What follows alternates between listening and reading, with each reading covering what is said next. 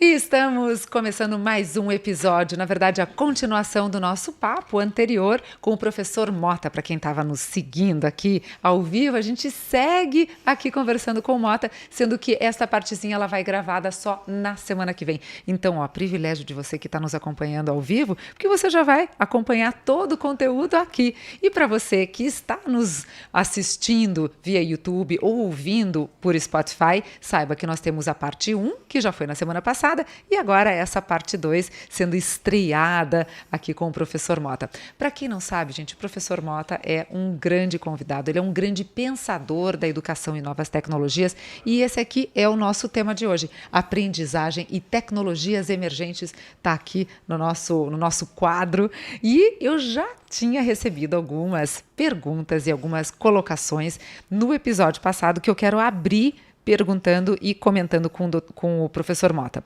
Primeira delas aqui é o Maurício Gebran, que é também um grande educador. Ele quer mandar um abraço para esses dois ótimos profissionais. Obrigada, meu querido. Valeu! Cada um em suas áreas. E ele pergunta, Mota, o que você acha da lei do ensino... O duro aqui, o duro a pessoa está de lente e não enxerga, né? Computacional, que fala sobre o pensamento computacional. Show de bola. Pensamento matemático e pensamento computacional, para que desde cedo possamos amenizar a dor do ensino, da matemática e do coding. Isso me faz entender, Maurício e demais amigos, que a gente consegue acelerar aquela sigla STEAM, S-T-E-A-M, que a rigor significa ciência, tecnologia, engenharia, arte e matemática. Quando eu levo, por exemplo, uma atividade maker para minha escola, seja com Lego, seja com garrafa PET e palitinho de churrasquinho, e eu faço o meu aluno colocar a mão na massa, onde ele vai ter uma sequência para a montagem de algo, isso eu tenho ali o STEAM de forma vibrante, eu tenho a cultura maker instalada, para que esse pensamento computacional e matemático aconteça.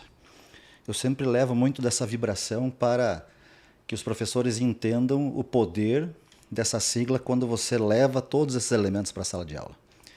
Arte, por exemplo, acabamos de falar sobre design. Design é arte, porque por muito tempo a humanidade ficou, de certa forma, presa ao pensamento filosófico, ao pensamento científico, mas onde está o pensamento do design? Que é o tal do design thinking, pensamento design.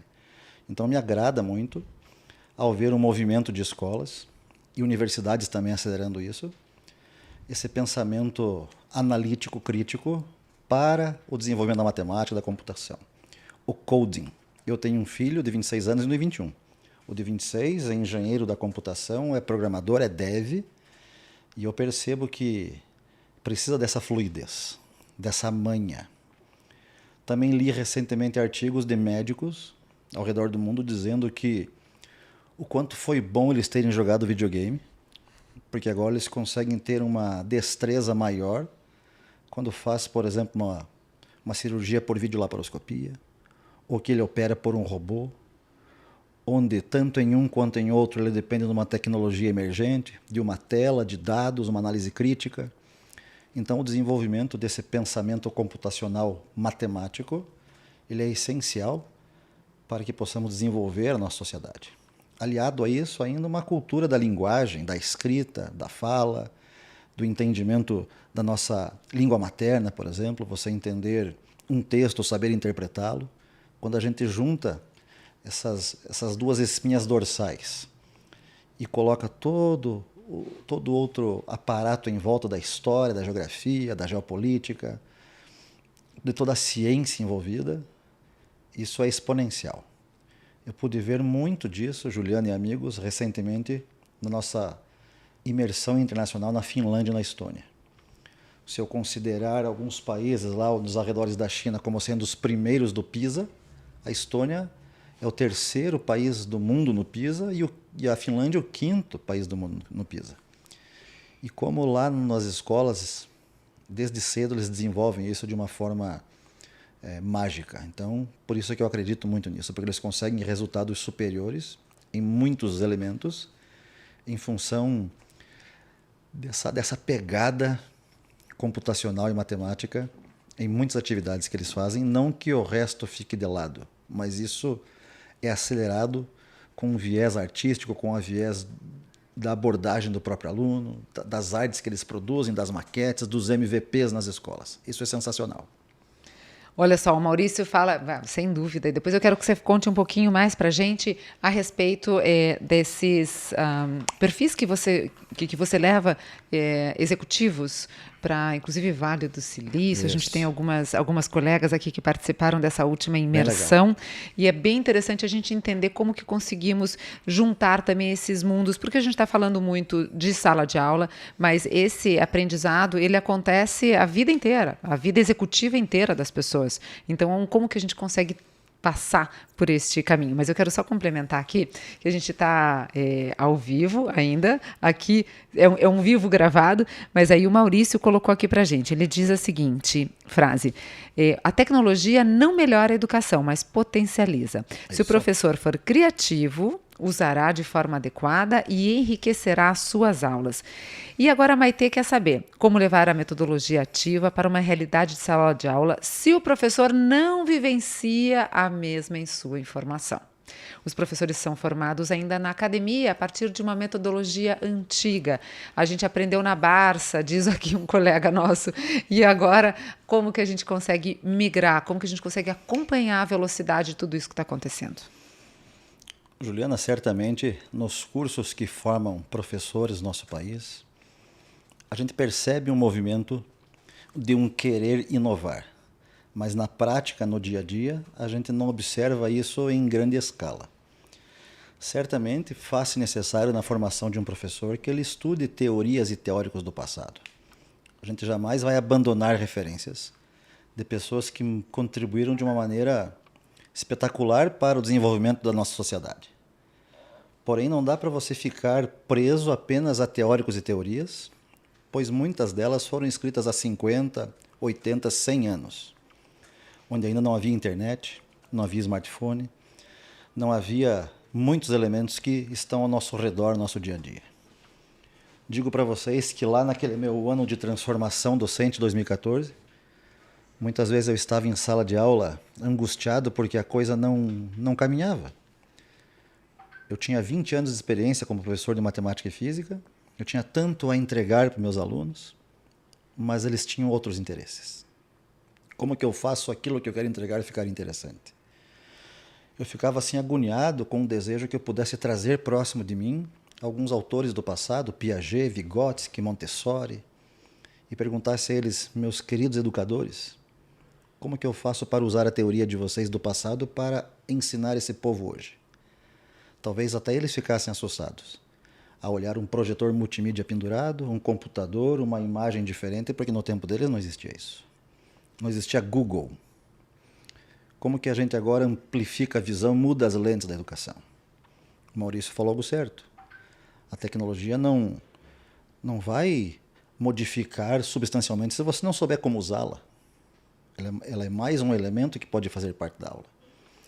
Como que eu faço acontecer metodologia ativa no ambiente onde os professores não foram expostos a isso, fazendo o movimento necessário, expor os professores a isso. Só que com muita prudência, com muita ordem, numa espécie de formação continuada docente. Isso eu faço demais pelo Brasil. A gente começa com uma palestra que eu chamo de cavalo de Troia, que a gente pode poder entrar e invadir o território para chacoalhar os professores dizendo que o mundo mudou, que ele faz parte disso e que ele pode ser muito feliz com os alunos em sala de aula. E depois a gente vai entregando esses workshops com essas metodologias diversas, espaçadas no tempo, para que o professor possa levar, experimentar, volta no encontro seguinte, diz assim, Mota, tal coisa funcionou, tal coisa não funcionou, isso aqui foi legal, isso aqui não foi, como que ajusta, como que faz e vamos para a próxima. Nós não podemos fazer nada de forma desesperada na educação. A gente tem que ser rápidos, mas não apressados. São coisas diferentes. Mas aí é que tá, achar este ponto, o tanto que a gente não se precipita, porque aqui você falou algo que é bem interessante, eu fiz, inclusive, terminei um mestrado em neurocomunicação recente, e a teoria da comunicação é muito antiga, e os pensadores da comunicação daquela época estudavam a comunicação daquela época. Sim. E hoje é o transmídia, é a transcomunicação. Então, é muito dentro deste assunto que eu venho tratando e venho estudando. Então, a gente fica um pouco sem base teórica. E você acredita que a academia está conseguindo produzir materiais suficientes, mas com a eficácia e a acurácia... No tempo e movimento. Accurate, a palavra é essa. Suficiente para que a gente possa se basear nessas teorias e aplicar na prática, ou ainda tem pouca gente ou poucos movimentos consistentes em relação à teoria moderna? Sinceramente, eu acredito que nós estamos em uma transição. Porque até acontecer a pandemia no mundo, por mais que alguns educadores inovadores provocassem a educação para que ela mudasse, tinha em alguns um pensamento assim: depois eu vejo isso, deixa para depois, agora isso não está me incomodando, eu já tenho as minhas aulas prontas. Professor Mota, eu dou 40 semanas de aula, 2 vezes por semana eu estou em sala de aula, eu já tenho as minhas 80 aulas prontas. Por que eu vou mudar algo que dá certo? Só que daí de repente veio a pandemia, que disse aos professores e aos alunos: a partir de amanhã todo mundo vai para casa. Como que eu dou aula de casa se eu nunca acessei um Google Meet, um Zoom, um Teams ou qualquer outra plataforma? Como que eu posto um material para que meu aluno estude antes, para que a aula fique melhor? Como que eu interajo com meu aluno e ao mesmo tempo ele possa me ver a minha tela, para que eles possam responder um quiz e nós juntos analisarmos o que está certo e o que está errado? Então os professores eles tiveram que mudar um pouquinho aquele pensamento de que estava tudo ok e tivemos que aprender algo novo em 2 anos.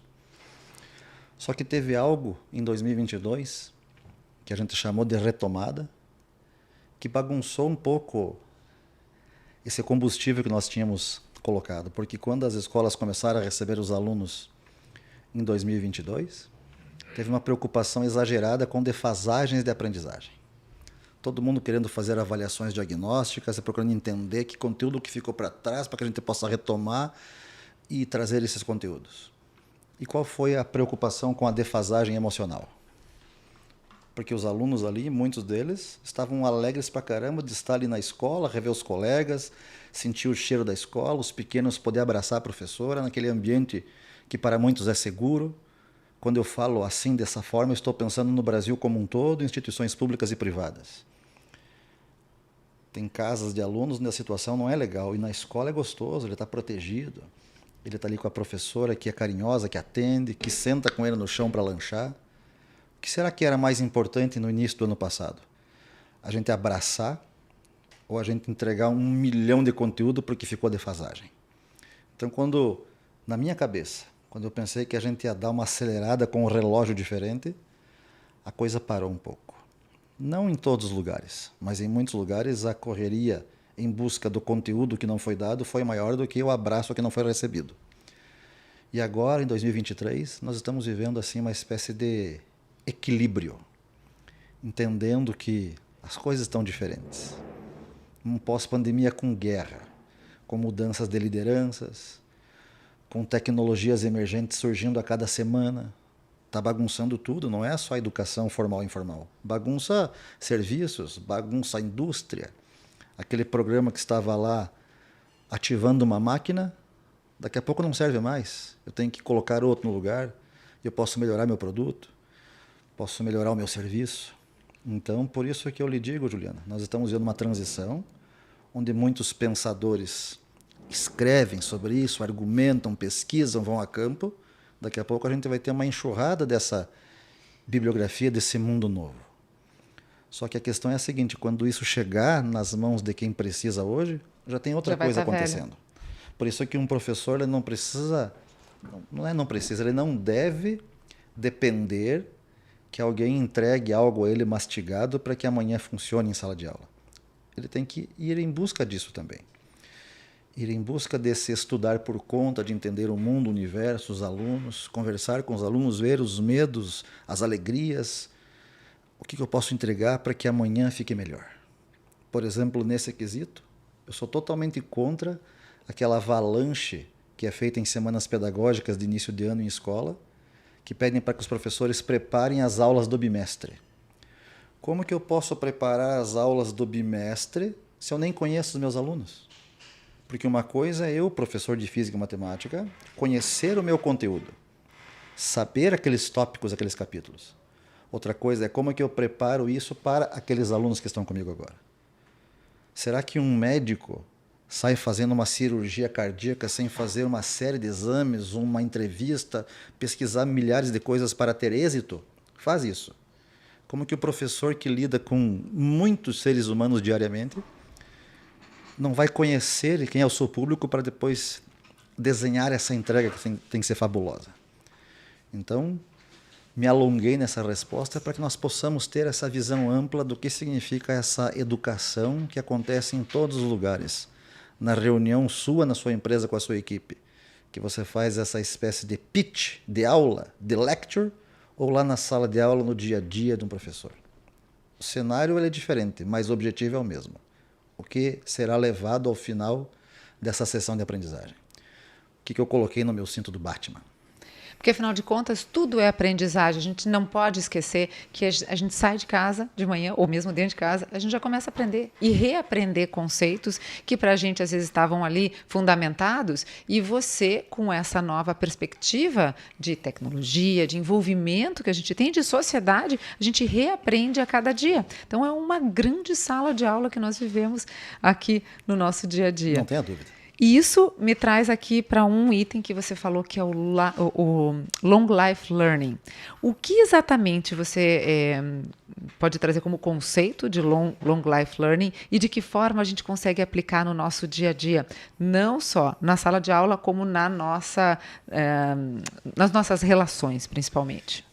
A semente que me despertou para olhar para essa expressão que até então era desconhecida é um livro do Mitchell Resnick, um professor do MIT, que ajudou a Lego a acelerar o seu processo de Lego for Education. Ele tem um livro que tem o seguinte título: Lifelong Learning Kindergarten, ou seja, o jardim de infância para a vida toda. A provocação dele é: por que aquele encanto, aquela coisa gostosa, aquele sorriso no rosto, aquele colorido, aquela vibe do jardim de infância não perdura ao longo da vida? Se existisse uma escola que tivesse um único corredor, com as salas em zigue-zague, que no começo desse corredor fosse só educação infantil, e as demais salas, primeiro ano, segundo ano, terceiro, até chegar no ensino médio, você fosse caminhando, olhando para aquela janela que tem na porta da sala de aula, você ia ver a educação infantil colorida, vibrante, os alunos gostando daquilo.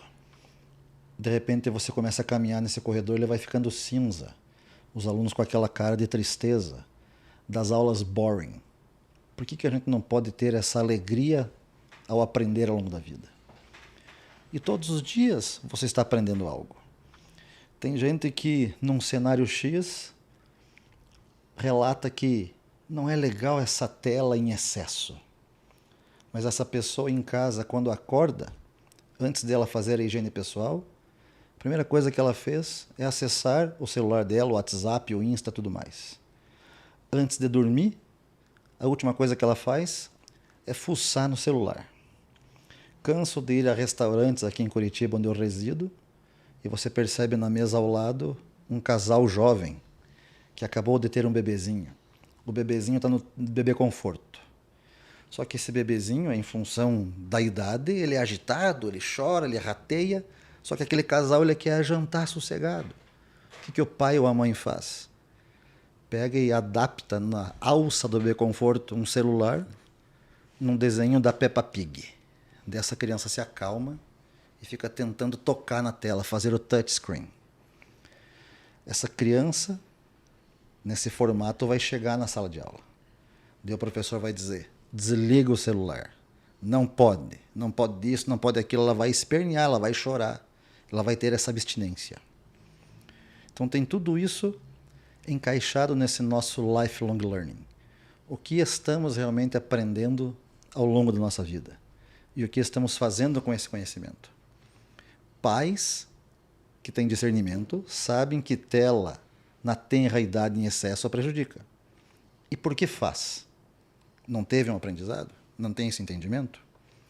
Então o lifelong learning é uma espécie de DNA que vai além do que está escrito no livro que eu citei. É como que você está se comportando diante das provocações do mundo, o que você tem aprendido e o que você tem compartilhado. Que share você tem feito a partir disso que você está aprendendo. Se fosse fazer um resumo, seria praticamente um entendimento de que estamos o tempo todo mudando, estamos o tempo todo precisando nos adaptar, mas mais que isso, qual é o nosso papel aqui?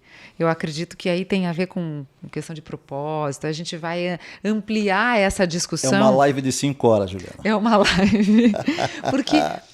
Quando a gente se dá conta de que a gente tem muito a aprender em todos os sentidos, e quanto mais a gente estuda, seja autoconhecimento, seja livro, mais a gente entende que precisa absorver coisas novas do mundo e se readaptar, né? Recriar essa nossa visão de mundo. Eu acredito que lifelong learning é para sempre e é em todos os aspectos da nossa vida. E quanto mais a gente se aproximar dessa forma de encarar o mundo, melhores pessoas vamos nos tornando. Não tenha dúvida. E assim, né, em termos de sociedade, a gente vai criando uma sociedade um pouco mais justa, um pouco mais equilibrada, e é essa, afinal, a intenção. Então, extrapola a sala de aula, extrapola o mercado corporativo e a gente amplia isso para a sociedade mesmo. Vou trazer um exemplo real, aproveitar que está aqui. Teve um tempo na história da educação, eu que sou professor de matemática, a gente recebe muita coisa e lê muita coisa. Que quando as calculadoras começaram a chegar na escola, todo mundo se revoltou. Que a humanidade seria prejudicada nesse pensamento matemático, porque uma máquina ia fazer a conta e você não ia fazer a conta ali na raça. Isso não foi verdade. Quando os celulares começaram a chegar nas escolas, também muitos professores, do início ao fim do período, diziam celular desligado ou no silencioso na mala. A gente vai usar só se for para um fim pedagógico. No intervalo, se a família permitir ou se a escola permitir, você usa, senão, do início ao fim desligado. Quando veio a pandemia, todo mundo pediu para que, por favor, eles ligassem. Agora imagine que você é um professor numa sala de aula presencial com 40 alunos e que todos eles possuam algum defeito de visão, uma miopia, uma hipermetropia, e que no dia da prova todos os seus alunos estivessem usando esse óculos aqui. Esse óculos é o óculos em parceria do Facebook, que agora é Meta, com a Ray-Ban, ou seja, uma empresa de óculos em parceria com uma Big Tech, onde é possível ver aqui 2 câmeras, onde você conecta o seu óculos ao seu celular, e você pode filmar e fotografar o tempo todo. Além de que você pode ouvir o seu Spotify ou este podcast pela haste do óculos, simplesmente por aproximação coclear. Chegue em sala de aula, com 40 alunos usando esse óculos, no dia da prova. Você, professor, vai pedir para que eles tirem o óculos e guardem na mochila? Ou você vai aprender a lidar com isso? E daqui a pouco nós vamos para o próximo nível, o next level disso aqui. Em uma das lentes eu terei uma tela, onde eu poderei ler aqui o meu Insta, o meu LinkedIn, fazer uma pesquisa Google, tudo aqui na minha tela. Terei realidade aumentada, onde eu olho para um frasco de iogurte na prateleira do mercado, eu tenho as informações nutricionais, eu tenho a composição e ao lado eu tenho uma nutricionista num vídeo explicando por que aquilo pode te fazer bem. Então é esse mundo que a gente está rumando. A Unesco diz, olhe para 2050 para você ver o que entrega hoje. Então a questão é, vamos viver esse lifelong learning intensamente.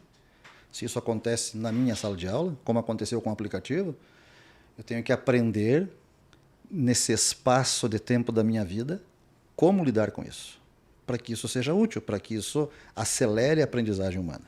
E vou mais, aí o professor vai ter que elaborar uma pergunta que instigue exatamente este pensar. Então vamos discorrer, vamos fazer uma ideia. Que ideia você tem em relação ao tema? Não é um tema de pesquisa, sim, é um tema de colocar as ideias e colocar tudo o que se propõe, né, que é justamente esse pensamento mais crítico, mais analítico, aqui na hora de fazer estes exames. Tô louca para ver isso tudo acontecer. É top. Professor Mota, foi extraordinário. Eu teria um terceiro, um quarto, mas calma, nós vamos trazer o professor Mota outras e outras vezes aqui no nosso podcast. Foi realmente muito, muito, muito bom ter aqui você conosco. Eu tenho uma última pergunta que a Tatiana Dias, ela queria algumas dicas de livros ou de séries para que a gente possa continuar desenvolvendo este pensamento em casa, por gentileza. Bora lá, livro, eu disse agora há pouco aqui um que é o Jardim de Infância para a Vida Toda, do Mitchell Resnick. Tem um livro que eu sou encantado, que é do Ken Robinson, que é a Escola Criativa. Esse é espetacular. Vá em busca do livro que eu sou um dos autores, que é O Futuro Alcançou a Escola. Esse é espetacular. E série que eu gostei demais e que me inspirou muito, porque esse professor traz a sala de aula invertida ao longo da série, é a série Merli. Então é show de bola. E depois você acessa aí o meu Instagram, prof.mota com 2 T's, que além de mandar essa bibliografia assim em forma de print da capa do livro, eu mando muito mais. Mas em função da conversa que tivemos aqui, essas seriam assim um bom ponto de partida para que a tua cabeça exploda. Que assim seja. Professor, muito, muito, muito obrigada. Então, olha aí, ó, @prof.mota com 2 T's. Então a gente vai ter o acesso aí a toda essa biblioteca e todo esse conteúdo que o professor Mota tem a nos compartilhar. Mais uma vez, muito obrigada. E Gratidão. nós aqui do Com Neuro Sem Neuro, a gente continua no próximo episódio, surpresa. Depois eu trago para você quem será o nosso convidado, nossa convidada do nosso próximo episódio. E você sabe que você pode nos ouvir no Spotify e no Deezer, e a hora que você quiser, estamos aqui no YouTube, aqui prontamente para poder te passar todas as informações e dicas práticas de comunicação, neurociência e também educação, como trouxemos hoje aqui para você. Um grande beijo e até nosso próximo encontro. Valeu, Tchau. Juliana. Valeu, galera. E ó, não esqueçam, o futuro é agora. Vamos lá.